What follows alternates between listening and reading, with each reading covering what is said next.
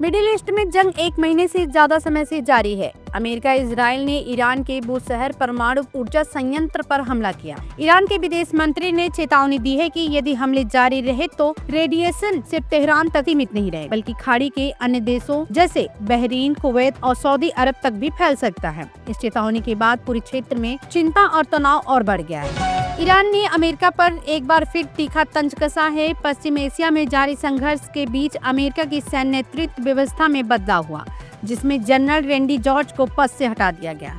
इस पर ईरान ने सोशल मीडिया पर तस्वीर साझा करते हुए कहा कि असली सत्ता परिवर्तन तो अमेरिका में हुआ है और डोनाल्ड ट्रंप के रिजीम चेंज वाले दावे पर भी कटाक्ष किया। भारत में ईरान के सुप्रीम लीडर के प्रतिनिधि डॉक्टर अब्दुल मजीद हकीम इलाही ने कहा कि ये युद्ध ईरान के खिलाफ शुरू किया गया है। उन्होंने आरोप लगाया कि अमेरिका और इजराइल ने ईरान को निशाना बनाते हुए उस पर हमले शुरू किए। उन्होंने ये भी कहा कि ईरान इस युद्ध को नहीं चाहता और इसे जल्द से जल्द रोकना चाहता है। उनके मुताबिक इस संघर्ष से बड़ी संख्या में लोग प्रभावित हुए हैं और दुनिया भर में चिंता बढ़ी है। उन्होंने अपील की कि वैश्विक नेता एकजुट होकर इस युद्ध को समाप्त करने की दिशा में कदम उठाए। भारत ने ब्रिटेन के फाइटर पायलट्स को ट्रेनिंग देने का अहम फैसला लिया है। भारतीय वायुसेना के अधिकारी अब ब्रिटेन के ट्रेनी पायलट को एडवांस जेट फ्लाइंग की ट्रेनिंग देंगे। भारत के ब्रिटेन उच्चायुक्त ने कहा कि यह निर्णय भारतीय वायुसेना की क्षमताओं का मजबूत प्रमाण है, जो दोनों देशों के रक्षा सहयोग को और गहरा करेगा। ईरान के युद्धग्रस्त इलाके से 345 भारतीय मछुआरों को सुरक्षित निकालकर चेन्नई पहुंचा दिया गया है। संघर्ष के बीच भारतीय नागरिकों की ये सुरक्षित वापसी एक बड़ी राहत की खबर मानी जा रही है। सरकार और संबंधित एजेंसियों के तालमेल से यह अभियान सफलतापूर्वक पूरा किया गया है, जिससे परिजनों ने भी राहत की सांस ली। रूस के राष्ट्रपति पुतिन ने भी माना है पीएम मोदी का लोहा। क्या भारत आज दुनिया के सबसे ताकतवर देशों में शामिल हो चुका है? राष्ट्रपति पुतिन का कहना है कि पीएम मोदी ने एक नया विश्व रिकॉर्ड बनाया। 100 साल में जो दुनिया नहीं कर पाई, पीएम मोदी ने वो सिर्फ 10 साल में कर दिखाया। पाकिस्तान की ओर से कोलकाता को लेकर दी गई धमकी एक बार फिर दोहराई गई। पाकिस्तान की रक्षा मंत्री ख्वाजा आसिफ ने कहा कि भारत की किसी भी कथित कार्रवाई का जवाब कोलकाता में दिया जाएगा। इस बयान के बाद क्षेत्र में तनाव बढ़ने की आशंका भी जताई जा रही है और सुरक्षा एजेंसियां स्थिति पर नजर बनाए हुए हैं। संयुक्त अरब ने पाकिस्तान से 32,500 करोड़ रुपए का कर्ज वापस मांगा है। पाकिस्तान ने इस कर्ज को चुकाने का फैसला भी किया है। यह लोन हजारों करोड़ रुपए का है। अब पाकिस्तान करीब 30 साल बाद इस कर्ज को वापस करने जा रहा है, जो उसकी आर्थिक स्थिति के लिए एक अहम कदम माना जा रहा है। ईरान की ओर से नई कड़ी चेतावनी सामने आई है। शीर्ष सैन्य कमांडर अली अब्दुल्लाही ने अमेरिका और इजराइल को चेतावनी देते हुए कहा कि यदि ईरान के बुनियादी ढांचे पर हमला किया गया तो वे नर्क के दरवाजे खोल देंगे। यह बयान क्षेत्र में बढ़ते तनाव को और भी गंभीर बना सकता है। अमेरिका ने दावा किया कि ईरान में लापता हुए F-15 लड़ाकू विमान के पायलट का पता लगा लिया गया है।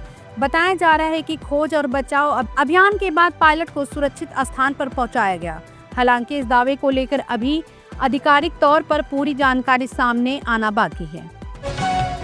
अमित शाह के निर्देशों के तहत भारत बांग्लादेश सीमा के 175 किलोमीटर नदी वाले हिस्से में घुसपैठ रोकने के लिए नए उपायों पर विचार किया जा रहा है। जहां बाड़ लगाना संभव नहीं है, वहां वैकल्पिक सुरक्षा व्यवस्था लागू करने की योजना बनाई जा रही है। सुरक्षा एजेंसियां इस संवेदनशील क्षेत्र में निगरानी और नियंत्रण को और मजबूत करने के लिए विभिन्न विकल्पों पर काम कर रही है। कोलकाता में अमित शाह के कार्यक्रम के दौरान सुरक्षा में चूक की बात सामने आई है। इस मामले को गंभीरता से लेते हुए चुनाव आयोग ने डीसीपी समेत 5 अधिकारियों को निलंबित कर दिया है। प्रारंभिक जांच में सुरक्षा व्यवस्था में लापरवाही के संकेत मिले हैं, जिसके बाद आगे की जांच भी जारी है। उत्तर प्रदेश में लखनऊ रेलवे स्टेशन को उड़ाने की साजिश नाकाम कर दी गई है। यूपी एटीएस ने आईएसआई से जुड़े 4 संदिग्धों को गिरफ्तार किया है। एजेंसियों के अनुसार आरोपियों से पूछताछ जारी है और इस साजिश के पीछे के पूरे नेटवर्क का पता लगाने की कोशिश की जा रही है। उत्तराखंड में रिटायर्ड ब्रिगेडियर हत्याकांड में अब तक 9 लोगों को गिरफ्तार किया जा चुका है। इस मामले को गंभीरता से लेते हुए मुख्यमंत्री पुष्कर धामी ने ऑपरेशन लंगड़ा शुरू कर दिया है। पुलिस और सुरक्षा एजेंसियां लगातार छापेमारी कर रही हैं और इस हत्याकांड से जुड़े बाकी आरोपियों की तलाश जारी है, ताकि पूरे नेटवर्क का पर्दाफाश किया जा सके। होर्मुज बंद, तेल की चिंता कम, सरकार का थार प्लान भी हुआ सक्रिय। अमेरिका ईरान तनाव के बीच होर्मुज के प्रभावित होने से दुनिया में तेल और गैस का संकट गहराता दिख रहा है। पाकिस्तान, बांग्लादेश, वियतनाम से लेकर ब्रिटेन तक इसका असर देखने को मिला है। भारत में भी इसका प्रभाव पड़ा, लेकिन सरकार ने स्थिति को संभालने के लिए थार प्लान लागू कर दिया है। इसके तहत राजस्थान के थार रेगिस्तान में मौजूद तेल क्षेत्रों से कच्चे तेल का उत्पादन बढ़ाया गया ताकि सप्लाई सुचारू बनी रहे। इस कदम से वैश्विक संकट के बावजूद देश में ऊर्जा आपूर्ति को स्थिर बनाए रखने में मदद मिल रही है। होर्मुज से भारत का 7वां एलपीजी टैंकर ग्रीन सानवी सुरक्षित निकलकर वापस आ गया है। मौजूदा तनावपूर्ण हालात के बावजूद भारत की ऊर्जा आपूर्ति बिना किसी रुकावट के जारी है। यह घटनाक्रम दिखाता है कि कठिन परिस्थितियों में भी सप्लाई चेन को सुचारू बनाए रखने के लिए प्रभावी प्रबंधन किया जा रहा है। बेमौसम बारिश से कई जिलों में फसलें बुरी तरह से तबाह हो गई हैं, जिससे किसानों को भारी नुकसान उठाना पड़ रहा है। खेतों में खड़ी फसलें खराब हो गई हैं और कई जगह जलभराव की स्थिति बन गई है। इस स्थिति को देखते हुए सूबे के मुख्यमंत्री योगी आदित्यनाथ ने अधिकारियों को सख्त निर्देश दिए हैं कि 24 घंटे के भीतर प्रभावित किसानों तक मुआवजा पहुंचाया जाए ताकि उन्हें जल्द से जल्द राहत मिल सके। कूच बिहार में पीएम मोदी ने जनसभा को संबोधित करते हुए कहा कि इस रैली ने बदलाव पर मुहर लगा दी। उन्होंने दावा किया कि बीजेपी की प्रचंड जीत तय है और टीएमसी भ्रष्टाचार की कंपनी बन चुकी है जो घबराई हुई है।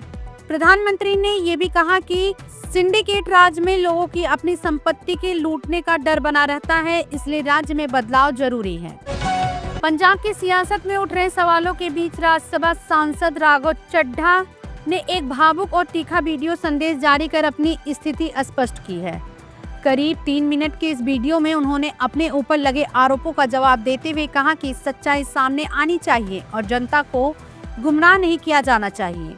उन्होंने ये भी संकेत दिया कि राजनीतिक कारणों से उनके खिलाफ माहौल बनाया जा रहा है, जिसका वो तथ्यों के साथ जवाब देंगे।